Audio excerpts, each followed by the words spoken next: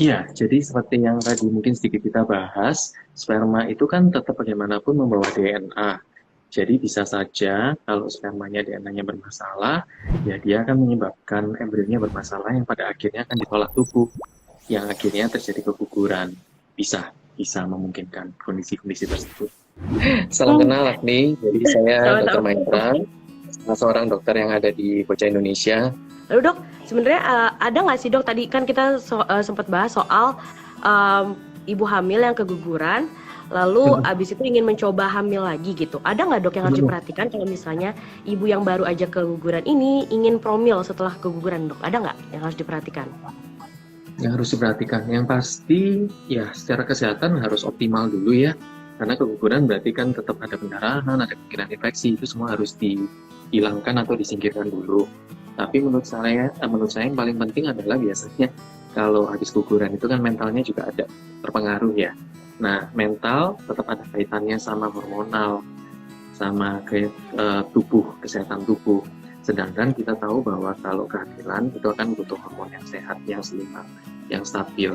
Nah, jadi kesehatan mentalnya juga perlu diperhatikan sih kalau pas keguguran ya.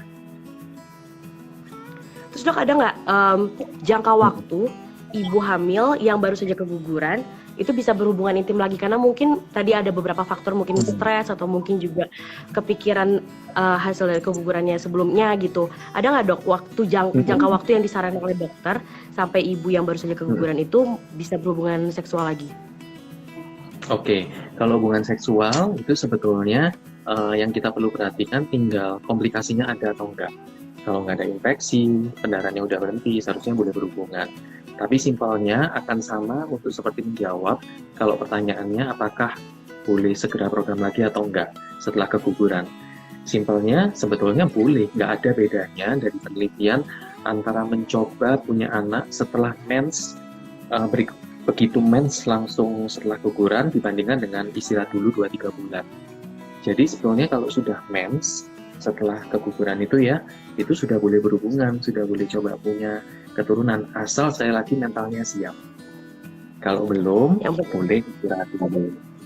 Apakah ada kondisi sperma tertentu yang bisa memicu keguguran atau janin yang tidak berkembang? Ada nggak dok? Iya, jadi seperti yang tadi mungkin sedikit kita bahas, sperma itu kan tetap bagaimanapun membawa DNA. Jadi bisa saja kalau spermanya DNA-nya bermasalah, ya dia akan menyebabkan embrionya bermasalah yang pada akhirnya akan ditolak tubuh, yang akhirnya terjadi keguguran. Bisa memungkinkan kondisi-kondisi tersebut. Oke, berarti bisa ya dok ya, kondisi ketika sperma bisa memicu keguguran dan janin yang tidak berkembang tuh ada dan bisa ya dok ya? Ada, itu penting sekali, makanya kalau teman-teman yang program hamil, jangan lupakan spermanya sih. Kadang sperma ditinggalkan karena dipikirnya, cuma perlu sedikit, juga bisa hamil kok, gitu. Tapi ternyata itu menyumbang, begitu.